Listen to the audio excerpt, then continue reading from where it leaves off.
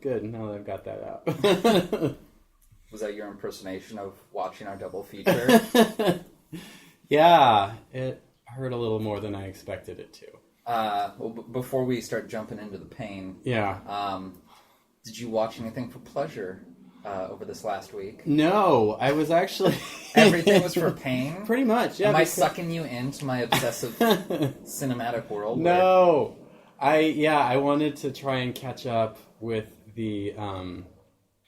with just some Schumacher films that I haven't seen, so I did watch a couple of those, which we'll touch on. Okay. But mostly, I guess for pleasure, I'm really enjoying still going through Star Trek: The Next Generation and then listening to The Greatest Generation right afterwards. Are you watching the show along with the podcast? I'll watch a show and then I'll listen to the podcast. Oh, that's what I'm doing with the West Wing Weekly. Okay. So, it's kind of fun. It is kind of fun. Except I'm getting too obsessive about it. Yeah. I mean, West Wing Weekly only puts out one episode per week. So what I'll do is watch the episode of The West Wing before listening to the podcast. Oh, okay. And then I'll watch it again a day or two later to see if it enriches it at all. I see. So, no, I'm just watching the episode and then immediately after listening to the podcast. And I'm doing it two-pronged. I'm actually listening to the new episodes as they come out and watching them. And then also going through, starting from season 1. So I just started season 2 last night. Okay. So, yeah. It's hard because, it's like 45 minutes for the show. Yeah. And then it's like another 45 minutes to an hour for the podcast. Especially that first season of TNG. Yeah. It's not like they hit the ground running. No, there's some real stinkers in that. Yeah. That I haven't seen, too. Oh, okay. Yeah, I thought I'd seen... I'm actually surprised, going through this every single episode, I'm realizing that there are a few blind spots that I have in that series that I didn't think I had. That's me and Bob's Burgers. I spent most of the weekend watching Bob's Burgers. God, I love that show. It's really easy to watch. Like, the plots are, like, really quick-paced. Yeah. And they never linger, and, like, all the characters have, like, strong dynamics. Yeah. And, like, strongly defined personalities with, like, original voices. So, yeah, I don't know. And there's so much heart. It's like... It's what The Simpsons was in the 90s, in a way. Yeah, that's a good way to put it, yeah. Where it's like the core of the show was the family unit, the heart and the love that they all felt for each other. Yeah. And you could go on these wacky, crazy tangents, but it always came back to that. Yeah, that's true. That's what I like about Bob's Burgers right now. Yeah. And it's always just so warm. It always makes me feel good. I always laugh at some point. Yeah. The songs are always amazing. There's a lot of songs. There was one season where I think they did one for every episode. I want to say it's season 4. Even in season 1, like, there's at least, like, an original tune. Like, it might just be, like, over the end credits or something like that. But I feel like almost, like... There's not, like, standard, like, end credit music. Like, every end credit has, different. Like, something different. But I thought I had seen most of the show. Like, I'd missed out on, like, the last couple seasons. But I figured, like, seasons 1 through 3, like, would just be a rehash. And I realized I hadn't seen, like, the first 4 episodes. Oh, yeah. And then there's a whole bunch of other episodes in season 1 that I hadn't seen either. So it was sort of a shock. I was like, oh, okay. Well, that's fun. Yeah. A little gold. Yeah. Whenever I see... the opening credits or whenever the burger of the day, like I can just imagine that writer's room is they just have a running list. I've seen all like the prime seasons of The Simpsons. I've watched all the episodes with commentary, and like one of their favorite things to do was like come up with like movie titles and stuff like that. Oh, nice! That like existed only inside the Simpsons worlds. So it was like they would like spend a lot of time coming up with like the signs of like a business or like the marquee outside the school and stuff like that. Like they would rack their brains for hours trying to come up with like the perfect little like quick joke for that sort of stuff. Yeah, and that was kind of the first show to do that too. To just have like that visual gag quick up front, like a marquee outside the church or something like that. Yeah, wasn't it? Yeah, I'm just gonna assume it was. I mean, that was definitely the big one that always rotated, but yeah. Yeah, just, the names of the businesses, like Stoner's Pot Palace. Right. Take me to all your baseball cards, Android's Dungeon. Turn your head and quaff the salon. Those are good. Yeah, that's solid. And they're only on the screen for like half a second. Yeah. So you gotta pay attention. Mm-hmm. I feel like that's where Mitch Hurwitz got his ideas too for Arrested Development. Just like cram it full every second. Shove it in there. I'm gonna make you laugh. I watched Paul Verhoeven's latest film. Oh, Elle? Yeah. I've heard really good things. It was pretty good. I don't know how many of Verhoeven's erotic thrillers you've seen. A handful. Yeah, I mean, he's only got like probably 5 or 6 of them. Yeah. So, Basic Instinct, Black Book, Showgirls. Showgirls, yeah. And, this is firmly in line of a woman using her sexuality to, like, ruin everything around her. Mm-hmm. And a theme of his. Yeah, I mean, that's at least his erotic thrillers. Maybe they're in his sci-fi movies. I haven't looked that closely at them, but I don't think so. Yeah, I don't think RoboCop used his sexuality. I'm picturing like Sharon Stone in Total Recall or something like that, but no, not even that. Yeah, I don't think so. Anyway, but yeah, it was pretty solid. It was pretty interesting. A woman gets Ard in her home, and instead of like calling the police, she sort of embraces it, and kind of lures the Prowler like to try it again. Ooh. And it kind of becomes like a thing between the two of them. Ooh. She it's also sort of psychosexual. She owns like the Isabelle Hubert. Uh-huh. She is like the CEO of this like hentai video game company. Okay. So it's like, they're trying to come up with like a new big game, and there's a scene where the woman isn't orgasmic enough as the tentacles are raping her and stuff like that. So. Wow. Okay. Yeah. This sounds really good, actually. It was pretty good. I definitely recommend it. What was that movie? It sounds a little bit like Demon Lover. Mm-hmm. In a way. Yeah, because that had also like hentai video game rape stuff. Okay, good. Just making sure. Yes. I remember that dates back to our origins. I think that was the first one you recommended, or the first one I watched of the ones you recommended. Okay, because I remember your ears perked at Gina Gershon. She's always a mark of not quality. Yeah, definitely not quality, but something. I usually want to watch it if she's there. But I remember when you watched it, you said that you lost interest after her. Spoiler alert: her character dies.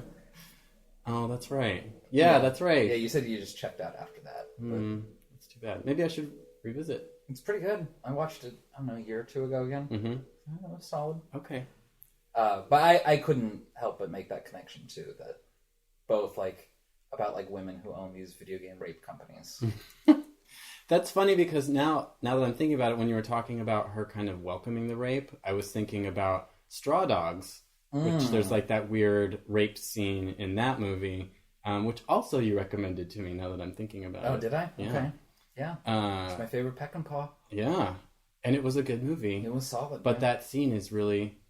Yeah, because she starts smiling during it, or it looks and like she kisses him. Yeah. And, it's sort of...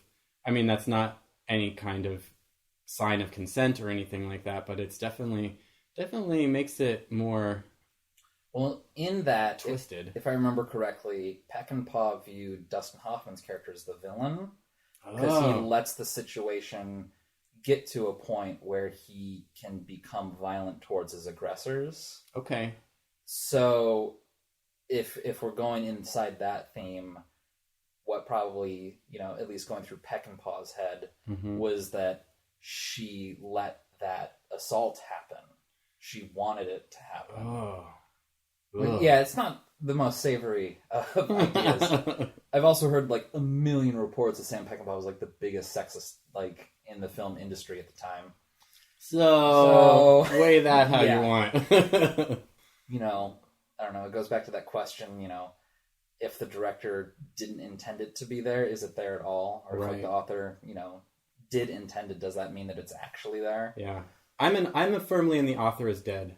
Oh, yeah? Yeah. I think we take it for how you want, and you can interpret it however you want, and I don't care what you were trying to do. Sure. If I don't see that, then it's too bad. That's not there. Yeah, because there's definitely some things where it's so full of meaning, so pithy, that I feel like it has to be an accident. Like no one could have designed it to be that way. Yeah. I put RoboCop in that camp. Like, I don't think that he could have consciously, or maybe it just moved through him. Yeah, I was going to say. He didn't make the movie. He turned off the analytical part of his brain and just felt it the whole way through. Yeah, possible. Be. Sure. Why not? Yeah, R scenes. Oh boy, are we gonna introduce ourselves? Yeah, sure. Welcome, fair listener. This is X-Rated. I'm Matt Fisher. I'm Ryan Whedon. And I hope you know what you're getting yourself into with this episode. So this is episode 10, the big X. This is also the first episode of Matt throwing Ryan under the bus. Because I am not taking any credit for this double feature. I thought this was your idea. This is what it feels like to get thrown under the bus. Oh my god. All right, well, I'm going to find that text message exchange. And, because those don't go away. And we'll find out whose idea this really was.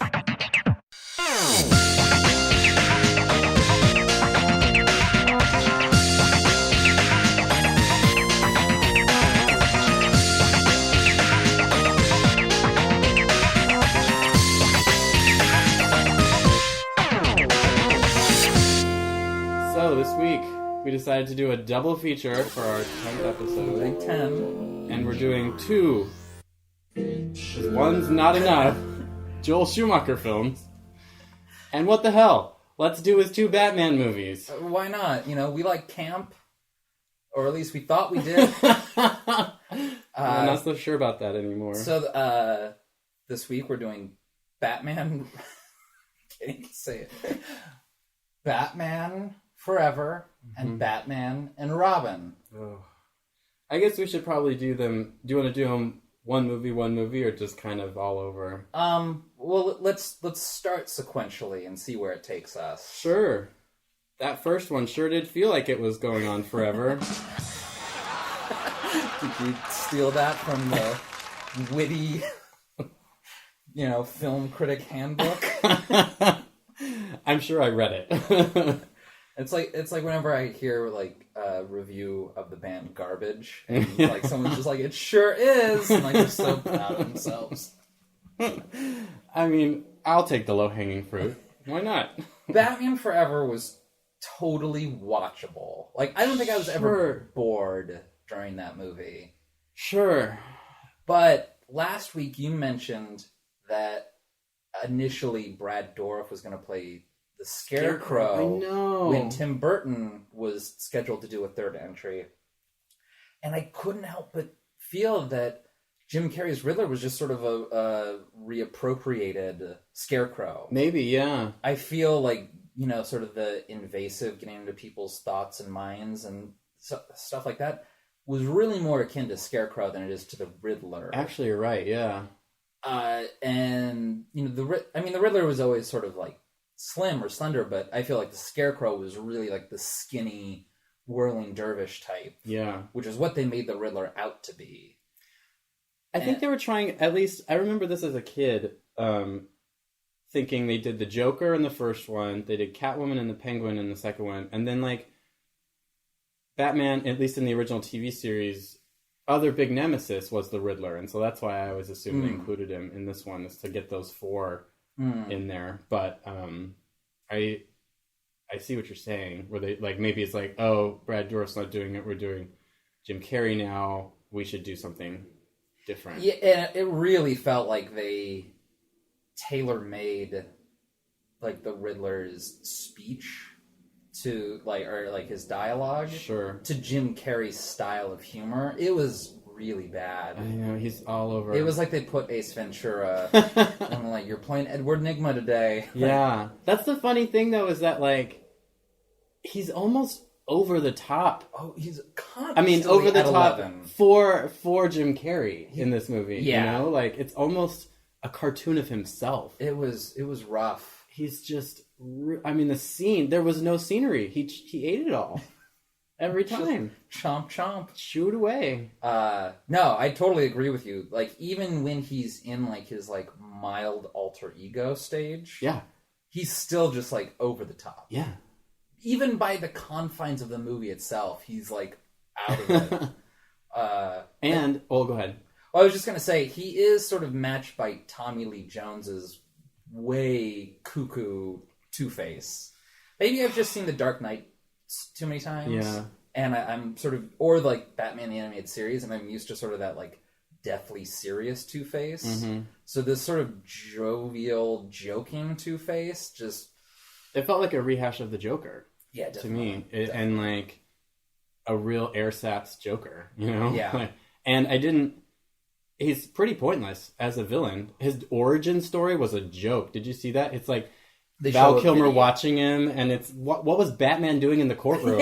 I always, like as a kid, I always wondered that was Batman just sitting in the courtroom, like listening to the proceedings. He's got like a crossword puzzle for the boring parts, just waiting. I mean, it was he's one of those artists drawing. Yeah,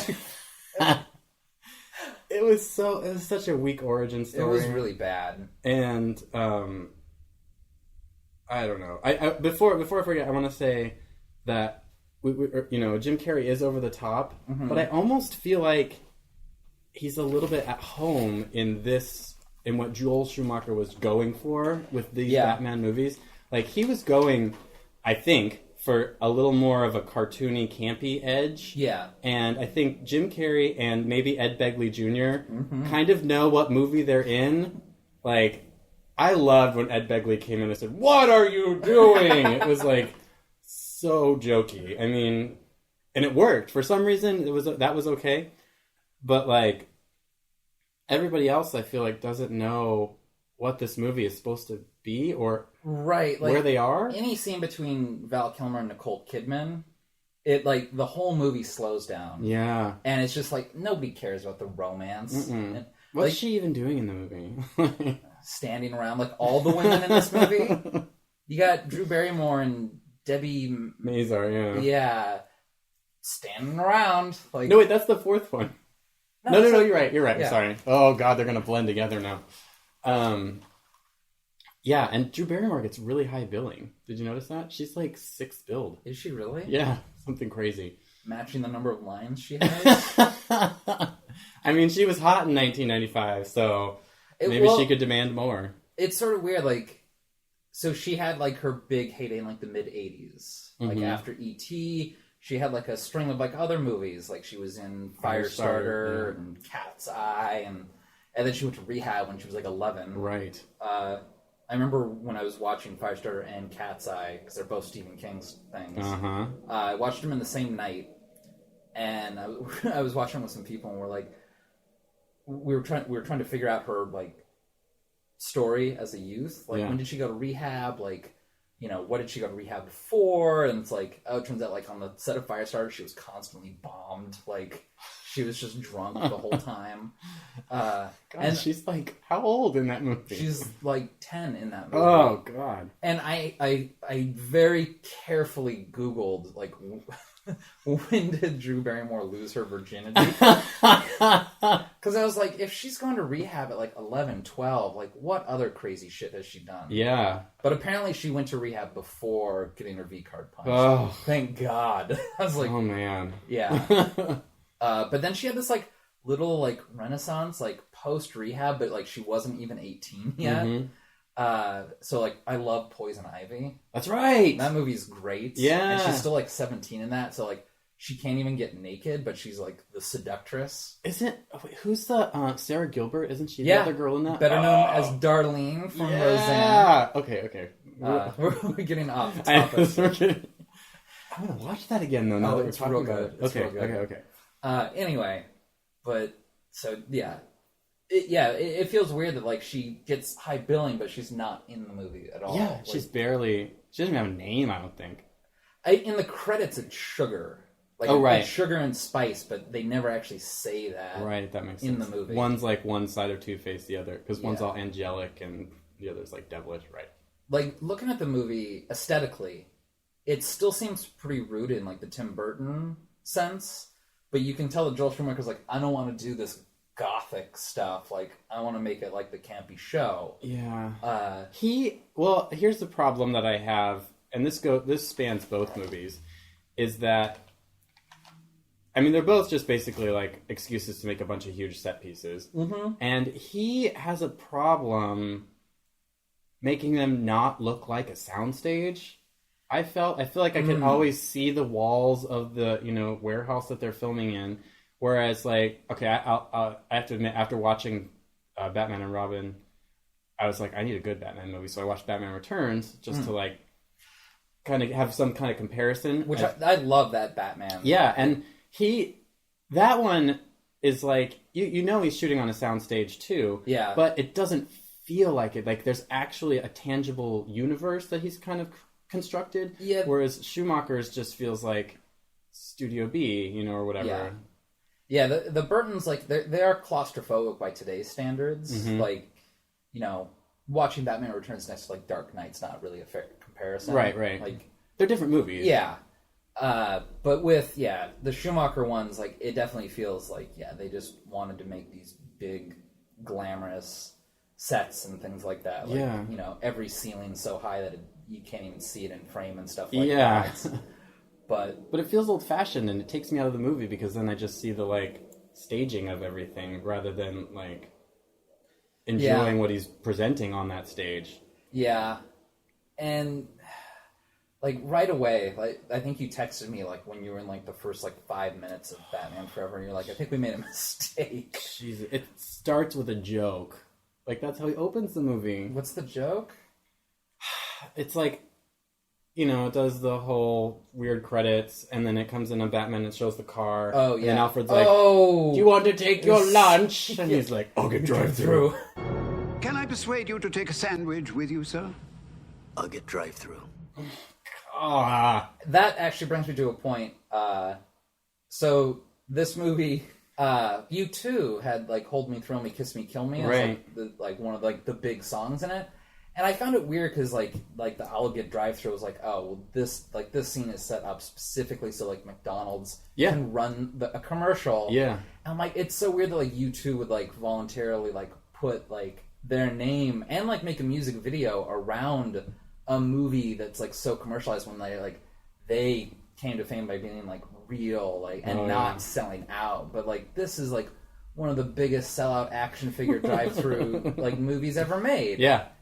Actually, it's funny. I didn't think about that with either of these movies, but when they were coming out, I was 15 and 16, respectively. Okay. And watched a lot of MTV at the time. Sure. And was totally the demographic that they were aiming for. Maybe a little old for Batman and Robin, but just remembering all the marketing that they did. Like, I remember you'd get a McDonald's commercial, and then you'd get, like, a commercial for the movie, and then like something else that was involved with it, and it was just like, it was a blitz. Yeah. Like, you could not avoid this movie. Yeah. So the Schumacher ones I do feel are more homoerotic than the Burton ones. Yes. But the Batmobile is less phallic shaped than the Burton ones. I couldn't help it notice that. Conundrum. Like, the Burton ones, it's shaped just like a penis. But Schumacher opts for just, I don't know, standard race car. Yeah, he'd rather just do close-ups of the I guess it's ribbed suit for somebody's pleasure, but beyond that. Yeah, it looks more like a sex toy in Batman and Robin than that's true. Batman Forever. Like a vibrator that has a bunny on it. Yeah, and like some spinning thing to it. So at the very beginning, in like the Two-Face like showdown, and they're stuck in that safe. And then, like, acid starts coming out. I'm like, wow, that's a lot of forethoughts. And the security guard's like, boiling acid! I was like, does the acid really need to be boiling? Isn't acid acidic enough by itself? I guess he wants it to hurt as a heat burn first, and then a chemical burn. I like how that guy was narrating everything that was happening to him, too. Like, when his glasses fell in, he said, my glasses! Like, thank you. For the blind and visually impaired. Watching the movie. I wish that was me. I wish I was one of them. Yeah. Did you notice that Flaming Lips song? I did, yeah. and I didn't know that it was in there before. When I was a kid. I don't think I realized watching this time through. I don't think I've seen that movie all the way through since the theater. Yeah, I'd seen it once, and it jolted me. I was like, oh, that's right, that's a Flaming Lips song. Yeah, but I mean, it was well before the Flaming Lips got popular. Yeah, well, that was right after Transmissions from the Satellite Heart, which had the Jelly song on it, which was like a mild hit. Oh, okay. And then that song's off of Clouds Taste Metallic, which came out right after that. Okay. I think. So, that was probably just like Warner Brothers' way, because, it's a synergy situation. Yeah. Of being like, we've got this Flaming Lips album, you pick a song off this, and we'll put it on the movie to help market it. Yeah, it was just so weird, because, I was definitely too young to really know about the Flaming Lips until Yoshimi. Like, that came out when I was 16 or 17. Mm-hmm, yeah. So, everything before that, which they had a long and storied career before Yoshimi came out. And this, predates Yoshimi by 5 or 6 years. Yeah, about 5 years, yeah. So yeah, it's weird to hear a Flaming Lips song in a movie like this. Yeah. It felt really out of place. Yeah. I mean, the lyrics kind of work, because he says, you can, in your dreams, you can kill your boss at your job. And I think that's the scene where he throws Ed Begley Jr. off the roof, Yeah, it's right before that. Yeah, right before or after, somewhere in there. Yeah, because he's going home to his apartment when the song starts, and it's his shitty little hovel. By the way, what is that Riddler character that he bases himself on? There's no explanation for why he's oh yeah, I'll be this question mark guy who's clearly from the original Batman series. Yeah. Why is that even a thing? Yeah, it's it's a fortune teller type thing that you would see at Pike Place Market or a carnival or something. But it doesn't. We have no backstory on it. He's just a fan of it for some reason. And it only has two settings, no and question mark. Which is how I feel about this movie. That actually really sums up well my feelings. No. What? No. So, how last week I mentioned that this movie played an integral role in my sexual awakening? Yes. I think it's time to mention that. So, I had as a 15-year-old, I had a strong feeling towards Chris O'Donnell. I'm sure it couldn't match the strong feeling I had watching it just this weekend. But it was definitely one of those feelings of I'm just starting to come into my own, blossom as a young man, and seeing him everywhere, because he was also in Mad Love, starring Drew Barrymore, which came out that year, which was also all over MTV. So he was pretty inescapable. But I just remember constantly seeing him and thinking, he seems really cool. I think he's really cool. I think Chris O'Donnell's a cool guy. And then somewhere along the line, actually, I know exactly where it was because I watched it in Batman Forever, when they're showing the flying Graysons. Yeah. And he's in those tights and flipping around. Yeah. And all those butt shots. Yeah. I just kind of realized, I think I'm gay. Suddenly you're Tina from Bob's Burgers and you're just butts. Yeah. Or I was thinking Ralph Wiggum from the Simpsons movie when Bart goes by on the skateboard and goes, I like men now. So Joel Schumacher made me gay. Bottom line. So the relationship between the Riddler and Two-Face is oddly close.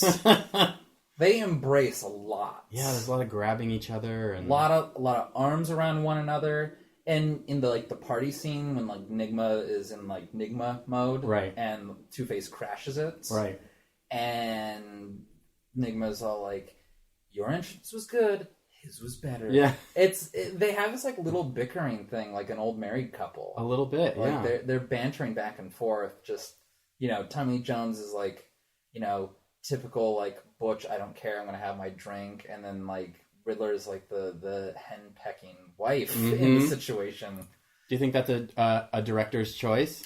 I kind of think so. Even their first encounter, when Riddler breaks into their lair, and it's sugar and spice, Oh, right. Okay. And Two-Face comes up and, like, points, like, the big old gun in his face. Mm-hmm. Like, there's a scene where, like, Jim Carrey's, like, holding his mouth open to the gun for, like, a long time. You're right. It's like... And they stay really close during that whole scene. Like, their faces are, like, next to each other. They have this big set piece, and they choose to, like, be, like, chest to chest. That's right. Just groin to groin the whole time. Well, this brings me to a bigger thing I have about this movie. Mm-hmm. And this is absolute speculation, and there's no way to prove this, but I'm going to say it anyway. I wonder if this is the genesis of using the term gay as a pejorative, because, you know, Batman was a really cool thing, and then Joel Schumacher came in, and I don't think you can deny the fact that he sexualized the male form of Batman, especially, I mean, like, with butt shots and things like that. Yeah, so it's sort of like, he definitely... at least, like, if not, you know, you want to call that gay, you can call it, like, sexualizing the male form in this movie. Like, I just imagine these, like, older teenage boys getting really excited and going singing and just be like, that was gay. And then, like, younger children who would later grow up to be millennials, their, you know, siblings hearing their older, you know, siblings calling something gay that was once cool, and now they, like, define it as stupid. I feel because this movie is stupid. I don't know. I feel like calling something gay has been, you know, a derogatory term for at least 2,000 years. I stand by my theory. I don't know. I feel like if you watch movies from, like, the anytime movies have been made, you know, you could, because, like, so many villains in movies are, like, the fey, you know, sort of That's true. uber feminine dude, and, you know, any movie, like, from, like, the 80s, you know, you'll hear fag dropped every now and again. But not, like, this movie is gay. He made it gay. Yeah, I don't know. My only, like, real cultural, like, landmark for calling something gay like that would probably be that episode of The Simpsons where Lisa's dating Nelson. Yeah. And they kiss, and, like, the other bully's like, you kissed a girl? That's so gay. Right. Oh, man! You kissed a girl! That is so gay! So whenever that was, that's like... That's like 2000-ish. Is it? Okay. Yeah. So, I mean, it would have had to have been around for a couple years before that. Yeah. I mean, well, it just, you know... I'm just going to speculate that was where it started, and then it filtered into the zeitgeist. So... something for our question mark column.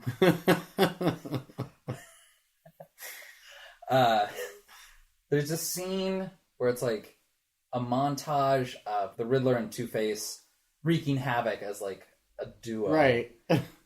And Two-Face is teaching the Riddler how to punch people. Mm-hmm. Those guards are just standing there. Like, you at least you don't see any, like, guns being, like, held to them. Yeah. They're security guards standing there motionless while, like, they get punched.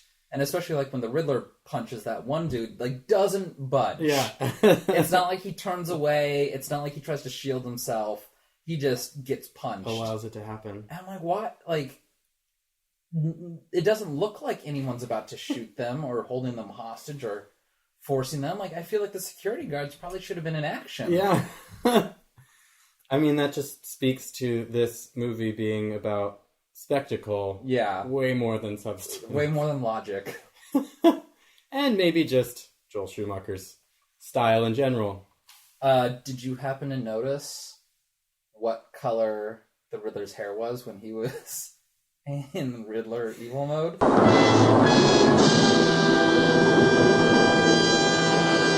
Hey, I have that same note. What do you know? Did you happen to notice what color his hair was when he was in his cool alter ego? Yeah. I kind of noticed that. Yeah. It, and I'm glad that you noticed it. You're helping draw awareness to the problem. It was, raising a level of discourse is what you're doing. Did you notice that the crazier he got and the more he sucked people's thoughts, the redder his long hair would get? Yeah. Yeah. But yeah, It was like the gayer he got, the redder his hair got, and then when he had to act straight, his hair was brunette again. Mm-hmm. Yeah. I mean, if you want to give Schumacher some credit, you could say that, like, oh, the orange contrasts really well with the green that he's wearing. But that's giving him a lot of credit. Yeah. He was a costume designer. That's true, but... Remember when the Riddler said, "Spank me"? Is that question mark or no? I mean, I'd spank Jim Carrey, sure. I'll go on record saying that. Okay. That's just like maybe residual Ace Ventura coming through. It must have been. I mean, really, Ace Ventura, whatever his character's name was in The Mask, and the Riddler could all really be interchanged, more or less. Right. A few tweaks here or there, but it's the same character. Yeah. And it's funny because Jim Carrey can act. Yeah. Oh, yeah, definitely. And it's like... And that is acting, I mean... Yeah. When you think about it. Like, I think I've mentioned this before, I feel like it's harder to be funnier than to be dramatic. Yeah. So, like, if you can be funny, I feel like you can do drama to some acclaim. Sure. But I don't think you can take a dramatic actor and automatically make them funny. Right. But so I'll give Carrey credit for that. But even a couple of years ago when I rewatched The Truman Show, I'm like, he's still kind of like rubber-faced goon in this. Yeah. There's like, I mean, the main one I always think of is Eternal Sunshine of the Spotless Mind, where it's like I don't even think that's Jim Carrey when I watch it. That's actually a really good example. With the exception of maybe one or two scenes, he's very reserved, and I think it speaks a lot to him as an actor because I don't see him. I really just see the character of Joel. In this movie, I definitely see Jim Carrey constantly chewing the scenery. Like it's when he's blowing up the Batcave. Yeah, and there's all these unneeded sound effects. Yeah, in that tiny onesie and just like thrusting. Yep. Yeah. Grabbing his crotch after he throws one of the bombs like a baseball. Yeah. Did you notice that when there was a time when he was giving a press conference and the two microphones you could see on the stand were WAQD or whacked and WKJB? That's a sweet little touch. There's always like a kernel of something I can say about a Joel Schumacher film that I like, you know? Huh. I did not notice that. There's always like one thing I can pick from his movies that I'm like, there's a filmmaker working that I can respect and enjoy. Huh. And it's those little things like that. But it's like that doesn't save a 2-hour movie. No. I have a question. Yes. About Two-Face's coin flipping. So when they raid Wayne Manor as a duo, well, they have their posse with them, but and Two-Face doesn't get involved until like the coin falls in his favor. I feel like if you're just flipping the coin till it comes up with the choice that you want, that really defeats the purpose of the coin. Yeah, like he's just sitting there flipping it until it comes up the side of heads that he wants. I'm like, no, you're supposed to flip it once, and that's your decision. Yeah. Maybe it's every time he has the impulse to do something, he's flipping it. Which would be like, just remove yourself from the situation, dude.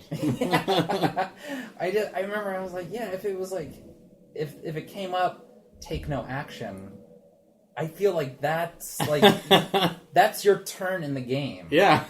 I don't keep rolling the dice on Monopoly till I get, the number that I want.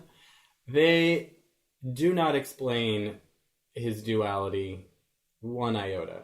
Basically, it's like he got acid in the face and he became crazy. Yeah, there's no backstory. Zero Backstory. And actually, all of these characters are one-dimensional. Yeah. There's not a single reason to care about anybody. Riddler goes from, like, nobody to supervillain overnight. Yeah. Like, he gets jilted once. But it's basically the same character still. Yeah. It's not too much of an extension. It's pretty frustrating for that. When the Robin suit appears, like when Robin's in full garb for the first time, and Batman's like, "Who's your tailor?" And Alfred's like, "I took the liberty, sir."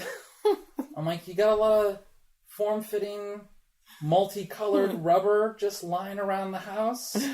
This is going to come up in the next movie, too. Well, I remember if you've ever seen the original Batman movie, the one with Adam West and Burt Ward, like at the very beginning, there's like a narrator sort of introducing the characters, and it makes it sound super gay. It's like millionaire playboy Bruce Wayne, single and loving it with his young ward. Yeah. What is a ward, anyway? But it was just, the way that they announced, I'm like, oh, that's just his butt boy. Like, well, that scene when Val Kilmer is showing Chris O'Donnell all the bikes is definitely just like dripping with, you can stay if you like. You can ride any of these bikes. I'll even give you one if you want to fix one up. Like, they were watching Cinemax late night. And they're just like, oh, this is great dialogue. It's like, I've seen this porn before. I know how this ends. I want to, just real fast while you were talking about them rating Wayne Manor as a duo, he gets shot, like, just a graze on the head. But that makes him fall down a flight of marble stairs. And he's just like, fine. I want to know the statistics on how many people can fall down a flight of stairs and just be okay. I imagine it's pretty low. You know, he trained for just that scenario. So it's like an Aikido situation where you just know how to fall. Yeah, sure. Fine. So when they're going after the two villains and the Batmobile's destroyed, so they have to take their alternate vehicles. The Batplane. Yes. Also, that hideout. Who's looking at that hideout like, oh yeah, that's a warehouse. That's a manufacturing department. No, that is a villain's lair. Clearly. It has lightning bolts coming down onto it. Anyway, Batplane. What the fuck good does that Batboat do? Nothing. It gets blown up.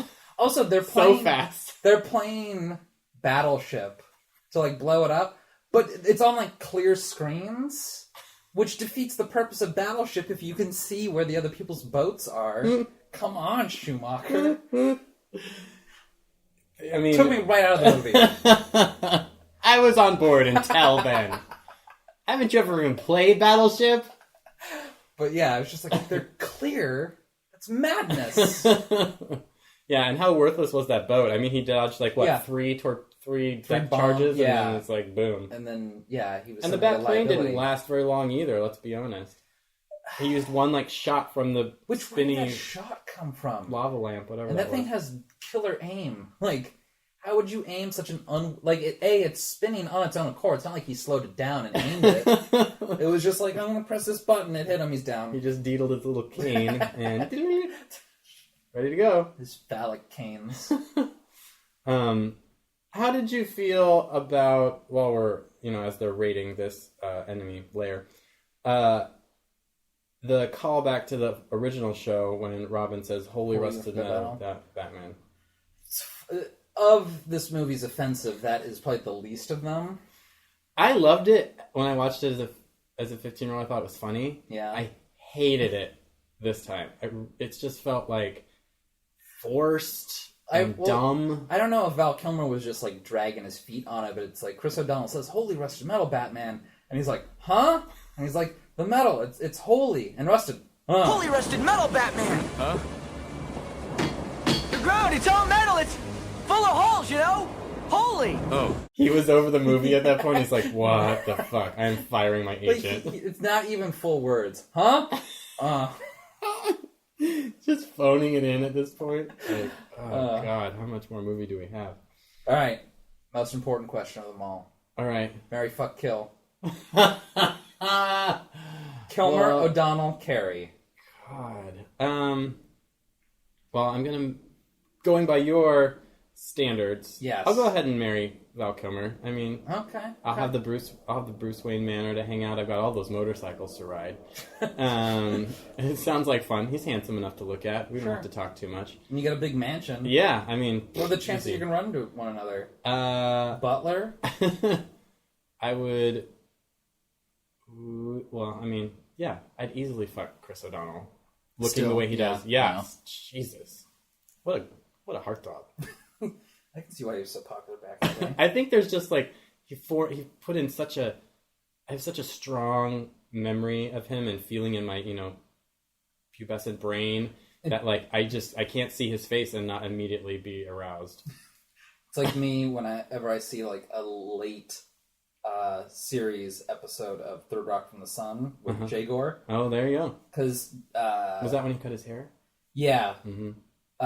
Because he's only like a year or two older than me in real life. I think he's the same age as me. Okay. Yeah. So maybe a little bit more. We'll look it up. Either way, it was like when the show was airing, like it was very age appropriate. Mm-hmm. I mean, now it's like he's 17 or 18 or whatever. It's a little creepy, but like it still kind of like disarms me for a little bit. Like if I see like an episode, I'm like, oh god, he looked good back then. Yeah, your brain just has that neural net like like forged. I go back to being like 14, 15. Yeah, and like getting aroused by Jagor. Same thing here. And then I would go ahead and just kill Jim Carrey because God, he's annoying in this movie. The humor was really cringeworthy, especially like early on. Yeah, just with the exception of Ed Begley Jr., who I was like, I always forget he's in this. Yeah. Like, I mean, when I watched it as a kid, I had no idea who he was. He has 10 lines. Like it's easy to forget. Also, I would maybe, if in that category, I would also maybe throw in that stupid gossip columnist that gets introduced. Who's like, she's just overacting. Shows up in the second one. Yeah, she's also in the other one too. Or the fourth one. She's just like hamming it up. She's in a movie of her own. God, I think she won the award that Jenna, what's her name's character on 30 Rock, wins, which is acting dramatically in real life. Oh, yeah, it was a Tony, I think. God, did we get everything for this movie? We did. Oh, real fast. This is just a fun fact. I have a fun fact about this movie. At the end, when they're approaching the Riddler in Arkham Asylum, the doctor's name is Dr. Burton. I noticed that. Which I think is a reference to Tim Burton. But that actor who's playing him is René Auberjonois. Oh, boy. Who is Odo from Deep Space Nine. I've not seen any Deep Space Nine. Oh, dear. Well, he's also the voice of the French chef in The Little Mermaid. Oh! Les poissons, les poissons. That is fun. There you go. Fun fact. And that is the most fun thing about this movie.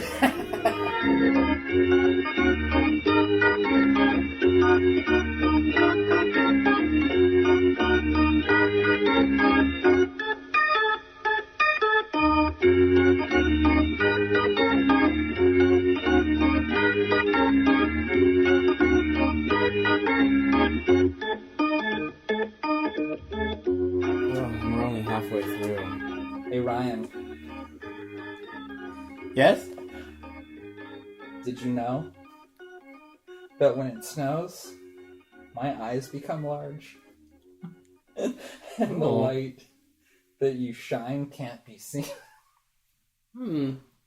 Baby, I compare you to a kiss from a rose on the gray. I used to think he said grave. Yeah. It's gray. It is? Yeah. What does that mean? I don't know. What is it? Nothing in that song means. What are you talking about? Yeah. I saw a thing. I didn't read the whole article, but the AV Club was doing they're doing this really great thing I love now, which is just like soundtracks from movies. Okay. They're like reviewing a bunch of them. This was one that they did. I didn't read the whole thing, but I did catch that Kiss from a Rose came out almost a full year before the movie. Oh, really? Yeah. Huh. Isn't that nuts? I mean, was Seal big before? Yeah, because that was like, Forever? We're Never Gonna Survive was like 93. Okay. I want to say. Okay. So he was a name already. Okay. But like, Jesus, that is really early marketing. Yeah. Yeah. Because then you've like already, that song's like, probably getting played to death on radio because, that was the time when like Warner Brothers could make anything a hit if they wanted to, threw enough money at it. Uh-huh. And like, then to have it come, like, the movie come out and then they've got to keep that video going and you're just like, ugh. I see. So, all right. That explains why I'm sick of that song. You know, I worked in a music store for a long, long time. Oh, yeah. And I've always had this, like, theory that what really killed CDs wasn't the format itself. It was the music industry in the 90s and how it, like, treated artists. Like, oh, yeah. In the 80s and before, you might have one album wonders. Like, there was one-hit wonders, definitely. But, like, I feel like most of the artists who were one-hit wonders were at least trying to make a good full album. Sure. And in the 90s, they just abandoned that. Yeah. They're just like, you got one song, we'll figure out the other 70 minutes worth of music and charge people top dollar for it. Yeah. And so when it came time to like, oh, I can just get this one song that I want either, you know, for $1 or for free, you know, depending on your morals. Like, people were like, of course I'm going to do that. Yeah. Like, they didn't think twice about it. And, like, why should they? Like, they just spent the last 12 to 15 years getting, like, screwed by these, like, you know, one-hit wonders, whereas, like, you literally had to, like, buy a full album for a song. Mm-hmm. Or check out, like, $3-5 for, like, a single. God. Yeah, and I was like, you know, I feel like if, you know, downloading became, like, a big thing in, like, the 70s or 80s, like, it wouldn't have taken over quite the way that it did. Right. Because it was still artists trying to, like, make a full album of good music. Right, that was the format. And I feel if the music industry hadn't, like, exploited, like, that weakness that, like, if we get one hit song, then it doesn't matter whatever else is on the CD. Yeah. I feel like that really is what pushed things to, like, people to go, like, download stuff. Like, yeah, it's easier, but I feel like the transition wouldn't have been so rough if 10 to 15 years of music buyers hadn't been, like, mistreated like that. Right. I think there was a certain amount of, like, people just thinking for themselves after a while, too. Sure. Because it's like, I worked at a big corporate radio station for a while, and I just remember thinking some of the songs that we were asked to push, and bands we were kind of asked to give free CDs out of at events and things like that, it was, like, very clear that these record companies had an agenda of, like, we are going to make this band a thing. Sure. Even if it's garbage, which a lot of it was. Yeah. And I was always so surprised how they were able to do that, you know? Yeah. And then I was I don't want to say victim, but, like, I fell for that stuff in the 90s. Sure. I bought so many shitty CDs. Sure. Because I'd seen them on MTV and, like, they weren't any good. But Yeah. I was led to believe they were through all those, you know, through their crazy marketing and the amount of money that they would push those things through with. And I think that, like, yeah, somewhere in the 2000s with Napster and things like that and sharing in that way, people were sort of like, I don't have to go through your system anymore. Yeah, yeah. You know, you have terrible taste, my friend. Yeah, I wouldn't say that people's taste necessarily got better, but it might have gotten different. Yeah. Yeah. Oh, God, I don't want to ever trust the masses for taste. One of the screensavers at work was someone who carved Skrillex into their forearm. It was just that image. Oh. You're like, what's her name? Jane from Broadcast News right now. When you said that. Just need to have a big cry. Be okay. Well, Ryan, are you refreshed? Are you ready for round 2? Oh, yeah. Let's, Y'all ready for this? Cue Space Jam theme. I mean, if Batman Forever hurt, Batman and Robin is, like... I mean, you know how... I don't know, I've just... After both of these movies, I just felt so gross and empty. Like, I could... And watching them, I could feel... Specifically like Batman and Arby's Robin. for dinner. Yeah. Like, I guess I'm full, but no. I mean, you know I love my big beef and cheddar.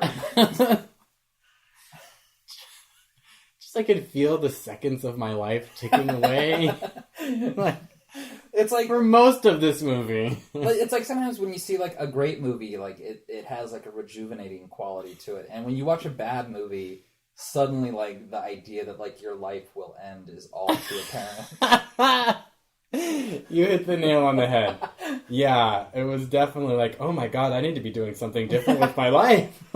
So, one of the other podcasts I listen to,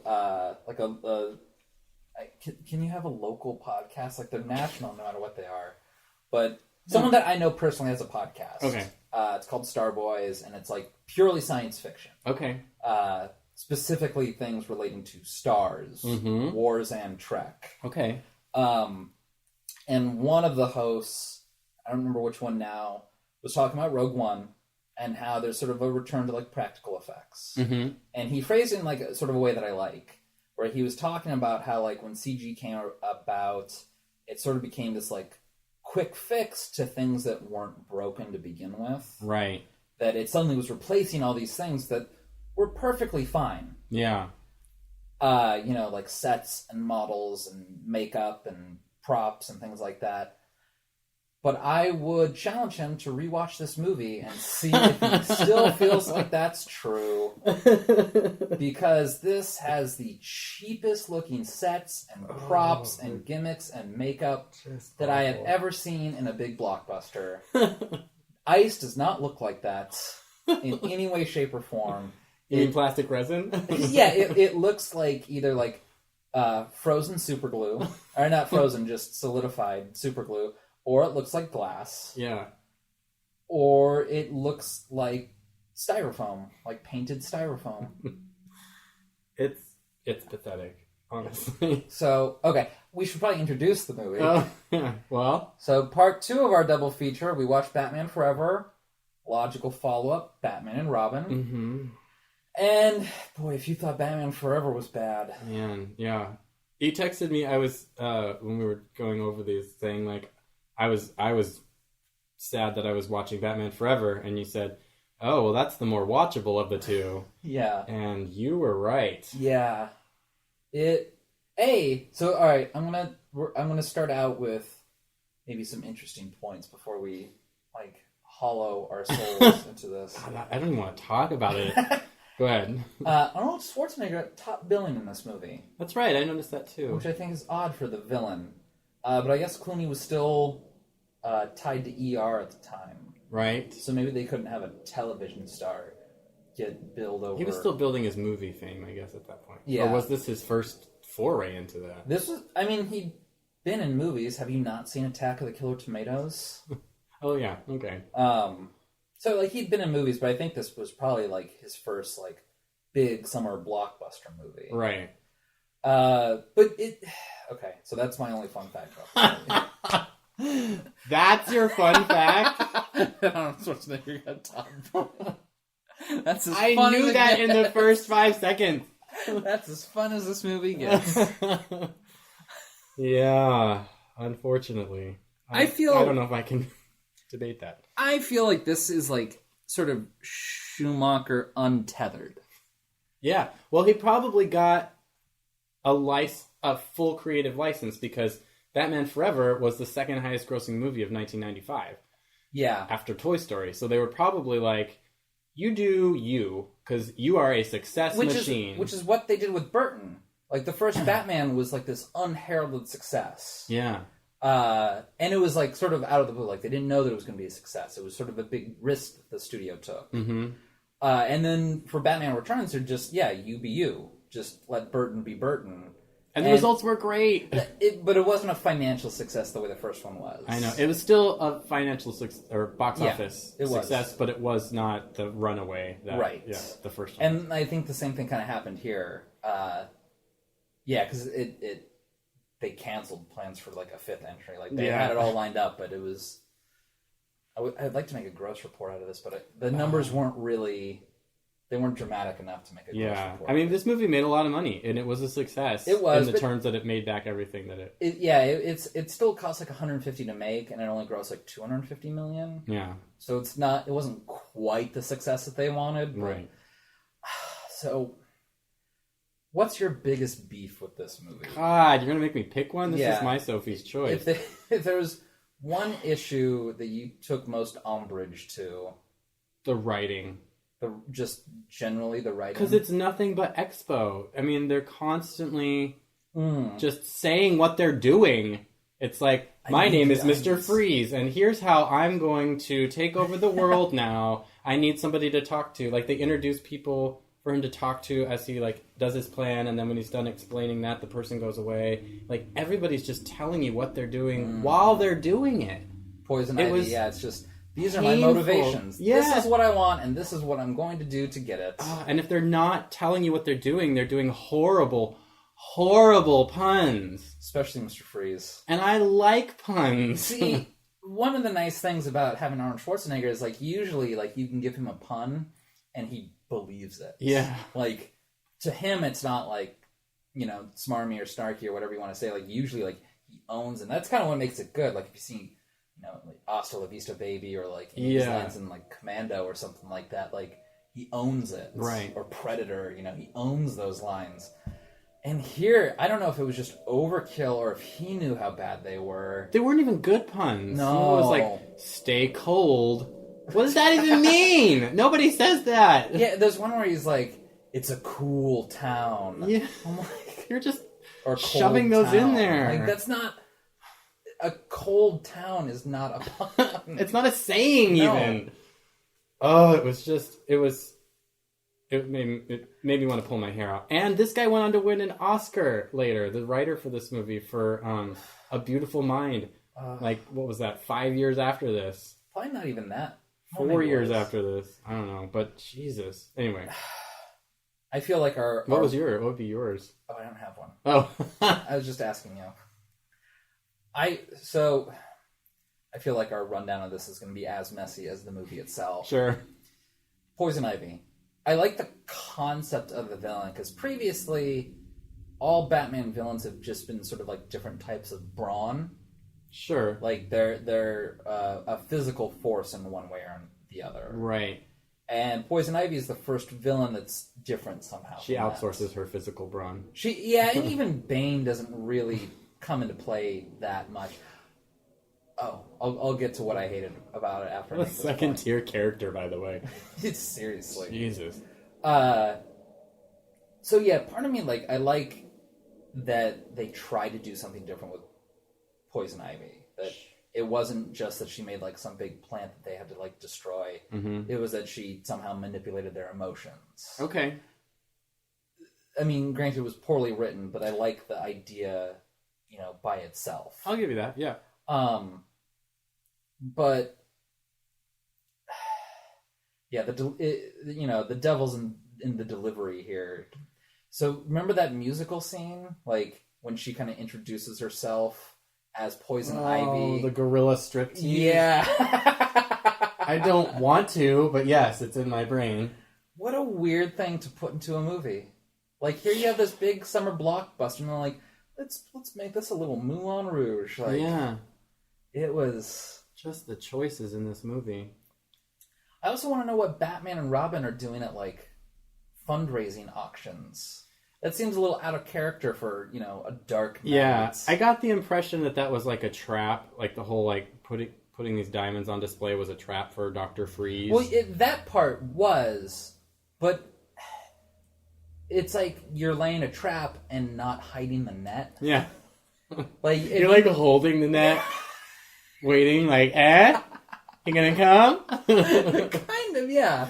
Like, it's a trap, but if Batman and Robin are center stage, it sort of defeats the purpose. It's not a trap. Yeah, it isn't really a trick, is it? It's, we're gonna get you, here we come. It's more like, I dare you to come get these. So Joel Schumacher, maybe it was applied to Batman Forever, but I think it was more applied to this one. He was given specific instructions by the studio to make this more action figure-y. Oh yeah, toyetic is the word. Toyetic, okay. And that really becomes apparent. Batman and Robin, ice terror Mr. Freeze launches a chilling strike. Blast-wing Batman whips his massive cape to cut down the cold criminal. Now Robin comes with his Redbird cycle to put evil on ice as Batgirl blasts in to send Freeze to the cooler. Batman and Robin vehicles come with figures. Blast-wing Batman sold separately. Yeah. Like, everything in here looks like an action figure. Sure. Starting from the first hockey scenes. Yeah, definitely. And just like, even like Mr. Freeze, it's like, he looks like an action figure already, which is fine, Mr. Freeze isn't too far. I don't hate the costume design on Dr. Freeze. Or no. Mr. Freeze. And he's got a big toyetic gun. Mm-hmm. But then, like, they give him a car that kind of looks like... Yeah. And then, you know, the Batmobile, and then Poison Ivy looks like an action figure, and that seems kind of unnecessary. Yeah. So, okay, to go back to my question about what I hated the most, what I took most umbrage to, did you notice that they just up and reused some of the same scenes? From Batman Forever? No, from this movie. Ew, no. So... Are you talking about when Robin gets, like, drowned? Yeah, there's that where, like, they show it and then they, like, it goes in reverse. I did notice that. And then when he actually gets out, they just show the same scene. I did notice, I noticed that. But there's also another one at the beginning when, like, Bane is being created and Poison Ivy's being created, like, all in the same scene. Uh-huh. Like, Bane breaks free and he's like, Bane! And, like, flexes his muscles. And then, like, there's a scene where Poison Ivy's created and, like, she comes out of, like, the earth. And she's like, Bane, darling. And it cuts to that same scene of him going, Bane. It's like it's the exact same cut for the exact same amount of time. I'm like, how cheap is that? Is he, like, just lazy? Or is that supposed to be played for comic effect? I don't think so, because it's not done... I mean, if it is comic effect, that's like real auteur-style comedy, which has no place in this movie. No, and there's no other moments that he gives us a hint that, hey, this is what I'm doing. Because everything else is broadcast, loud and clear. Alfred, in the first scene, as they drive away, is... He may as well have just, like, had a little bit of blood on his handkerchief. Yeah. So, first scene, Alfred's coughing, like, he's sick. So Alfred's sick, and he's trying to get in contact with his brother, Wilfred. Alfred and Wilfred, and his brother Wilfred, also a butler.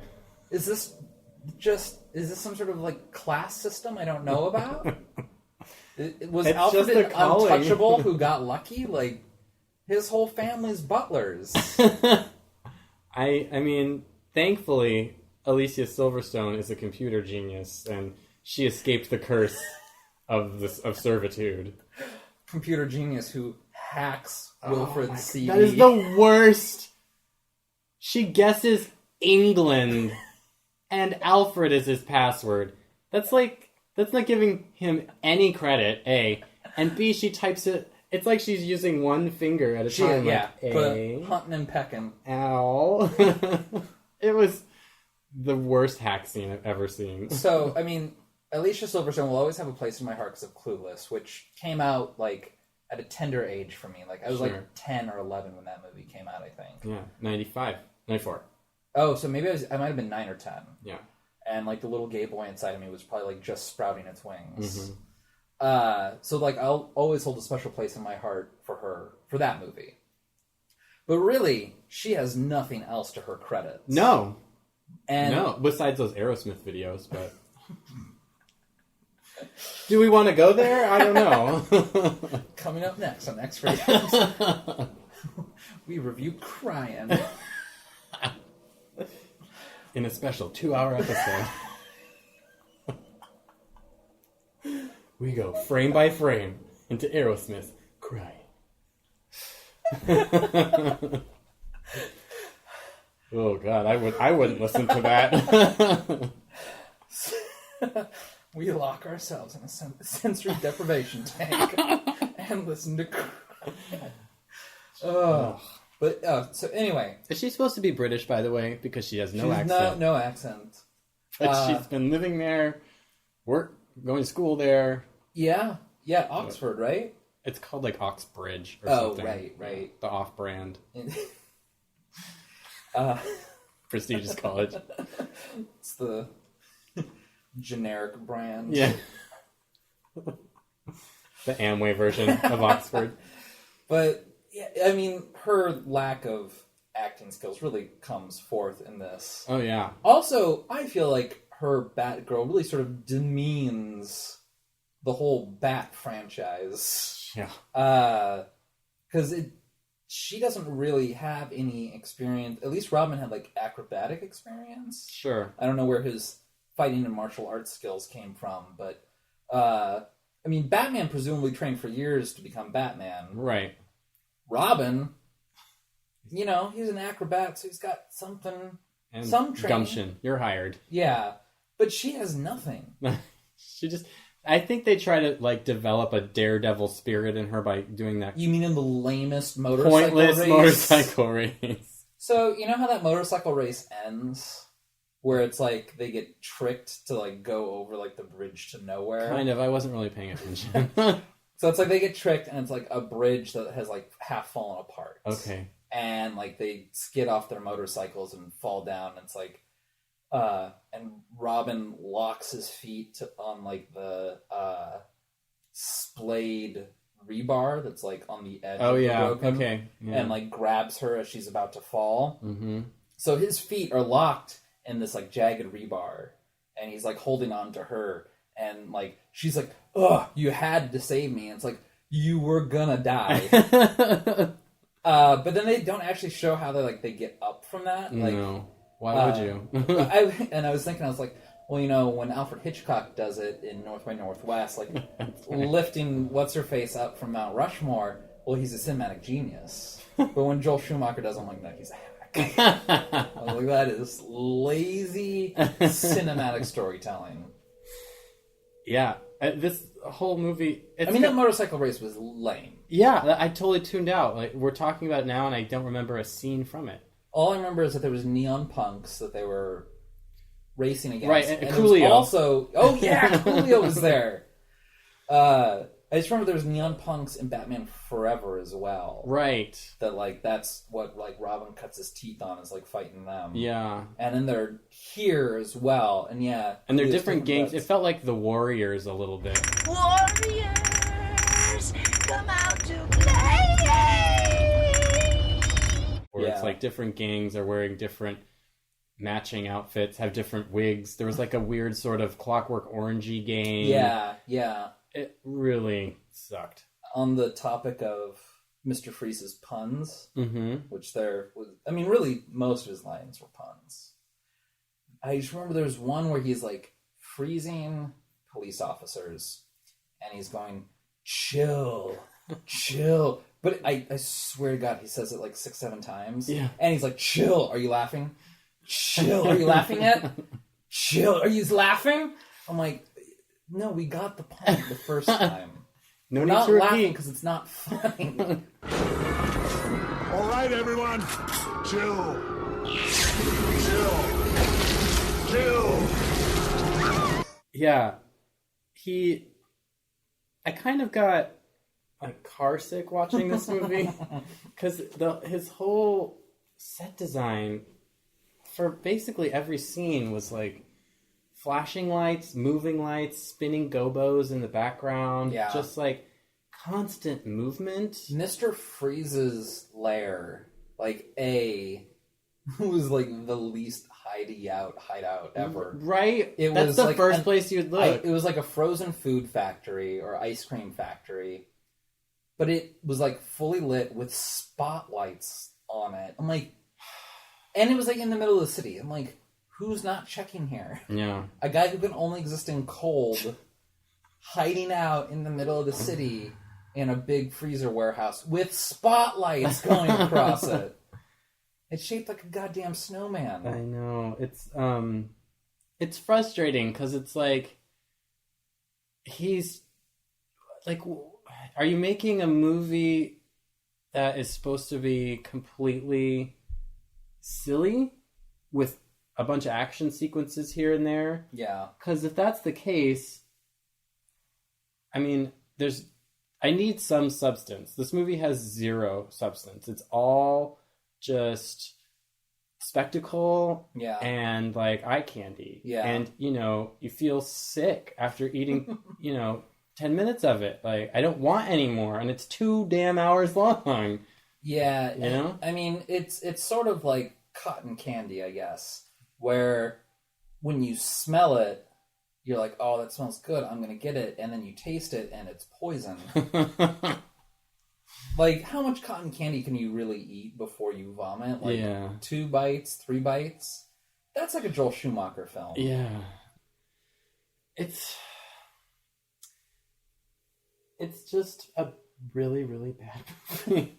I mean, there's like this scene, Robin gets, frozen by Dr. Freeze early on. Which they would all die immediately. Yeah, no, they have 11 minutes every time. That's not how that works. Like, as they're being thawed, like, they would suffocate. It's like that bad, you get like bad information as a kid. Yeah. It's like, gum stays in your stomach for 7 years or something like that. It's like, that's...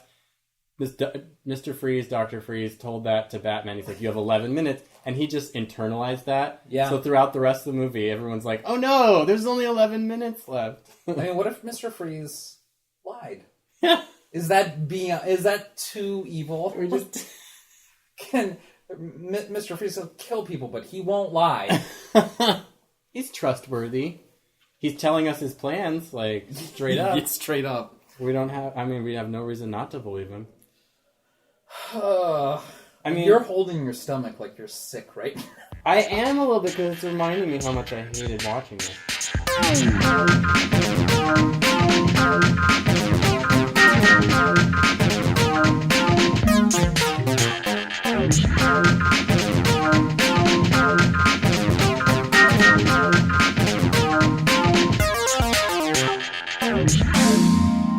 I guess, we can start talking about maybe Joel Schumacher in a larger, broader sense at this point. Yeah, I gotta get off this topic. Because, this movie's making me ill. I feel like he always chooses style over sense or substance.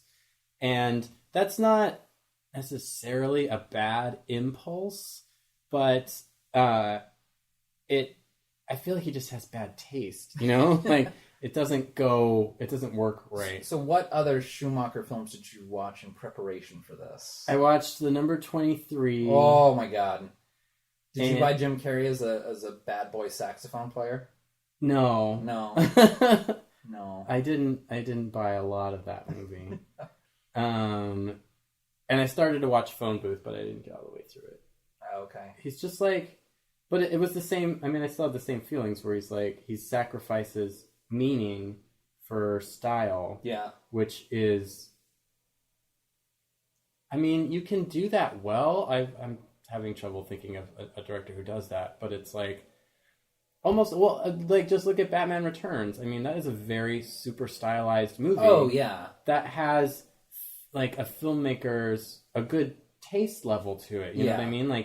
He's able to introduce Oswald Cobblepot in those first 5 minutes of the movie before the credits even roll. Yeah. And it's not like the parents are all, oh dear, we have a flipper baby now. We must dump it in the river. You know? Because it's totally dialogue-less, yeah. those opening scenes in Batman Returns. That, he's using the medium, whereas, Schumacher would probably be like, okay, we need some spinning lights. Yeah. I want to make sure... There's arrows pointing at the baby. It's a little Michael Bay-ish.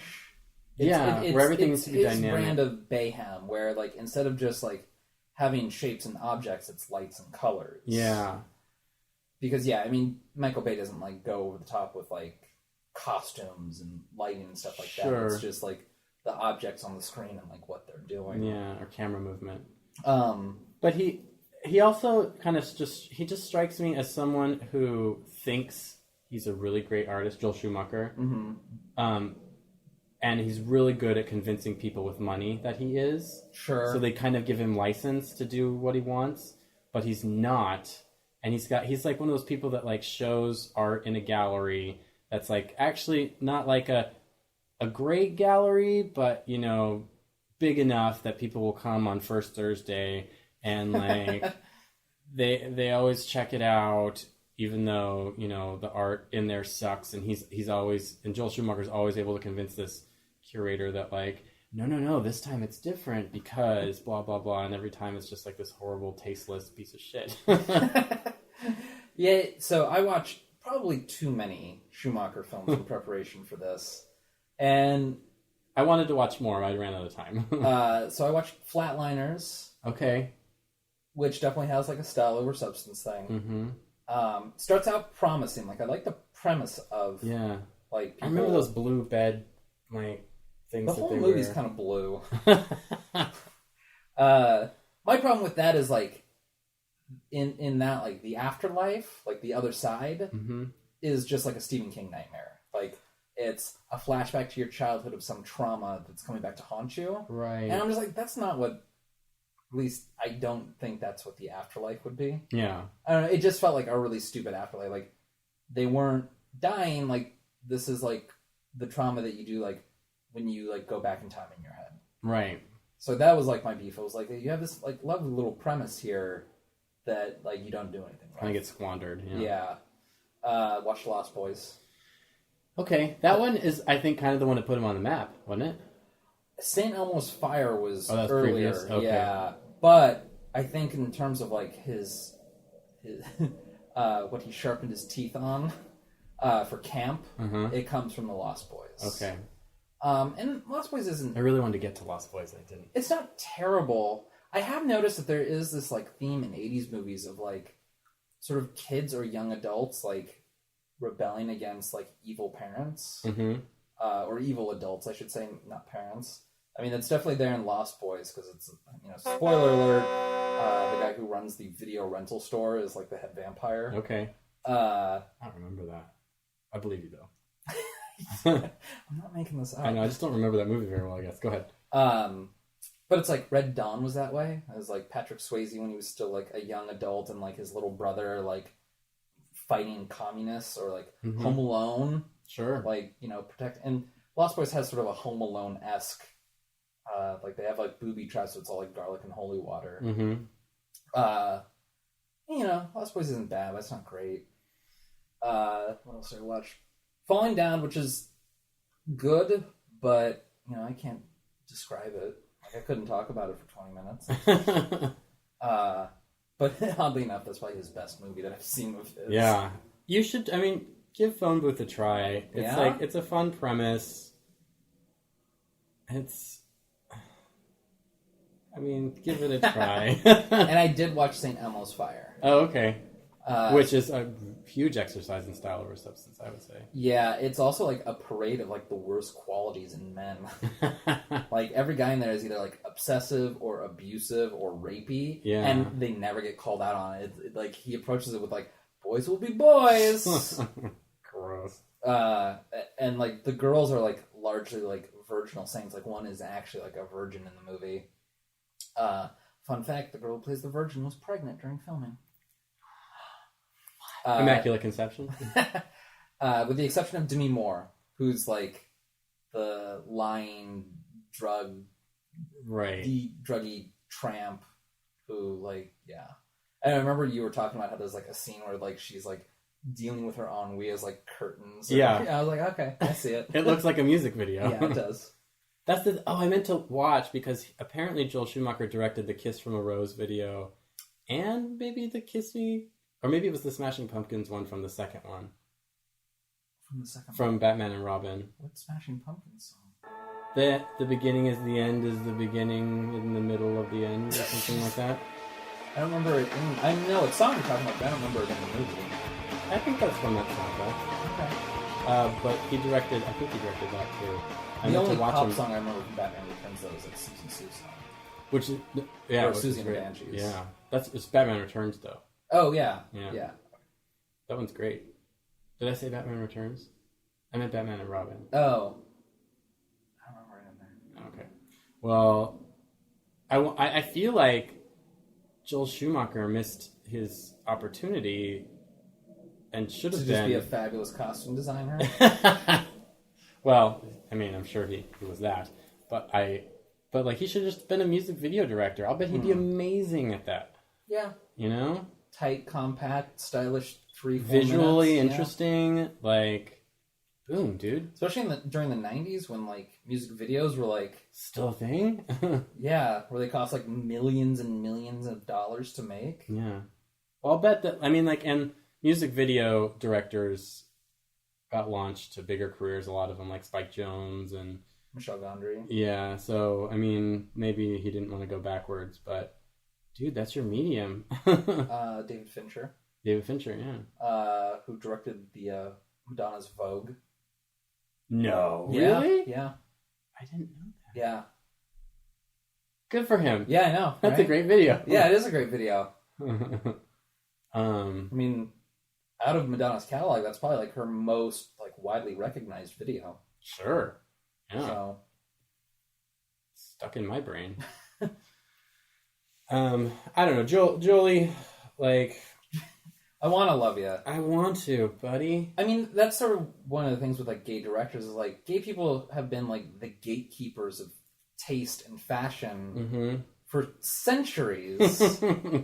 But for some reason, it took us a while to like get our footing with film. Yeah. Like you have Michael Rainier Fassbinder. Right. The German dude. Other than that, and then there's Kenneth Anger, whose films I don't like. Yeah. I haven't actually watched them on their own. I've only seen them playing in the background at Pony. So I mean, then you've seen them. Like, sitting down and watching them, you're not going to get anything greater out of them. Okay. But it's like when I watched, what was it, Scorpio Rising? Like, yeah, I want to see, like, leather motorcycle Nazis, gay Nazis. Like that sounds great. But it's like when you watch it, you're like, like there's nothing to it. It's sort of like Bruce LaBruce, where you're like, oh, you're speaking my language. Movies. And like, there's so many of his that I look, and on paper it sounds like, yes, this sounds awesome. And then you watch it and it's just painful. Otto or Up with Dead People, where the star he saw from his profile picture on MySpace. I wanted to like that movie so much. So I was bad, so though. excited for it. I know, So and it wasn't bad. good. I mean, it's too bad because I like that Joel Schumacher kind of gays up his movies. Yeah, you know? like I want to, enjoy in sort of him sexualizing or objectifying. Yeah. And there are moments, like, I was talking about, there's just, like, kernels in every one of his movies I've seen that's just, like, that's good filmmaking. Like, even in Batman and Robin, I can't believe I'm saying this, the scene where Poison Ivy kicks out the tube that's, like, keeping Dr. Freeze's wife alive, there's, like, she kicks it, and it's a low shot, and then the bubbles that are bubbling up stop, and he follows the line of the bubbles going up. It's like, that's good filmmaking. Like, that's 10 seconds of the movie, but it's like, there you go. That's directing. That's a good choice. And then, like, he squanders the rest of it. But it's like, I know there's a filmmaker in there. Yeah. And I can, like, he can obviously make a film. Yeah. But it's like, and I want to believe there's a really good filmmaker in there, but I just haven't seen it yet, I mean, that was one thing when watching St. Elmo's Fire is like, this is a totally competent director. Yeah. Like, he can direct a movie start to finish, and like it doesn't feel like he's only got a couple good scenes in him. It feels like he can, if he puts his mind to it, direct like an entire film to some high standard. Yeah, there's a really good director in there, and I feel like he's got one good movie in him that still hasn't been made, or maybe I just haven't seen it. Maybe that one with Cate Blanchett is amazing, but I don't know. I just want him to be better, I guess. Yeah. Schumacher, we love you. Just like a brother. A little brother who just can't quite get it right. Yeah. Even an older brother, I don't care. Yeah, you're like that fuck up older brother that like still lives with their parents. Like, you got your college degree, but it was in like sand castles. And so now you can't get a real job. He's sort of like the guy on Gates of Heaven who's like, actually, am I remembering that movie correctly? The one that hauls sand. Yeah. Yeah, I remember a little bit. It's been a million years since I've seen that movie, but this all said, Joel, you're welcome to come on the podcast. Wow. Ballsy. I mean, defend yourself. Let's talk about it. I'll tell you what, Joel, if you come on, not only will you get water with ice, we'll give you whatever beer Ryan didn't drink tonight. Whoa! Fair enough. And we'll let you rip into us. Tell us what's wrong with the podcast. I would love to hear how he would dress it up. Let's just see what you've got. Joel. You can direct an episode of the podcast. Oh my god. That would be amazing. It'll gross $250 million. But it will have only cost. 1-star reviews on iTunes. Yeah. But everyone will listen to it. That feels like we've got it pretty well covered, huh? I think so. So since this is a double episode, there will not be an episode next week. Yes. But we need time to recover. Yeah, that was rough. We will be following up 2 weeks from now with, I think it's your choice. Yes. I have a special episode 11 challenge. Okay. Because this movie's in theaters for a limited time. Oh, okay. A special new print of the movie Tampopo. Oh. Yes. So that one is shown around town only for like 3 days. Okay. But get ready to, see some sex and food blended together in a perhaps savory combination. Oh my. I feel like I've heard about this movie. It's sort of a classic in certain circles. Okay. And it's definitely a very good film. Okay. Good, I need a good one. Yeah. So this one we're going to see in a theater, hopefully together. Okay. If we can make the time for it. Yeah, we'll talk about it.